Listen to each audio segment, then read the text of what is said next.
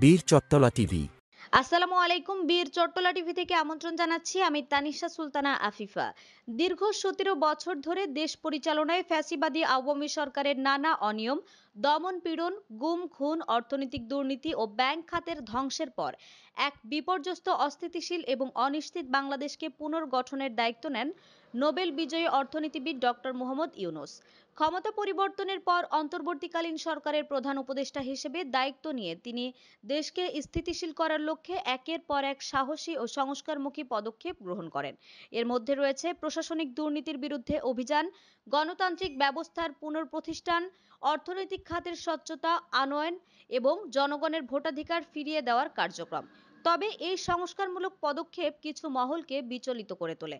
এক শ্রেণীর গোষ্ঠী নানা ষড়যন্ত্রে লিপ্ত হয়ে অন্তর্বর্তী সরকার ও ডক্টর ইউনূসকে বিতর্কিত করার অপচেষ্টায় চালিয়ে যাচ্ছে। এরই ধারাবাহিকতায় সম্প্রতি প্রধান উপদেষ্টার পদত্যাগ নিয়ে গুঞ্জন ছড়িয়ে পড়ে। এই খবরে দেশের সচেতন নাগরিকদের মাঝে হতাশা নেমে আসে। বিভিন্ন সামাজিক যোগাযোগ মাধ্যমে ডক্টর ইউনূসের প্রতি সমর্থন জানিয়ে জনগণ তার পদত্যাগ না করার আবেদন জানাচ্ছেন।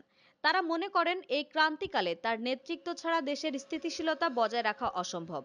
একজন সাধারণ নাগরিক প্রধান উপদেষ্টার প্রতি একটি খোলা চিঠি লেখেন, যার ভাষা ছিল, ডক্টর ইউনূস স্যার, আপনি আমাদের এই বাংলাদেশকে ছেড়ে যাবেন না। আপনার চেয়ে যোগ্য মানুষ হয়তো আর পাবো না। স্যার, আপনি কারোর কথায় কান দিবেন না। আপনাকে জনগণ চায়। দেশের জনগণ এখনো বিশ্বাস করে ডক্টর ইউনূসের নেতৃত্বেই বাংলাদেশ ঘুরে দাঁড়াতে পারে। রাজনৈতিক ষড়যন্ত্রের বিরুদ্ধে তারা ঐক্যবদ্ধ হয়ে একক কণ্ঠে বলছে, ডক্টর ইউনূস স্যার, আপনি আমাদের সঙ্গেই থাকুন। আমাদের আরো আপডেট নিউজ পেতে চোখ রাখুন বীর চট্টলা টিভিতে। ফেসবুকে ফলো, ইউটিউবে সাবস্ক্রাইব করুন। বীর চট্টলা টিভি।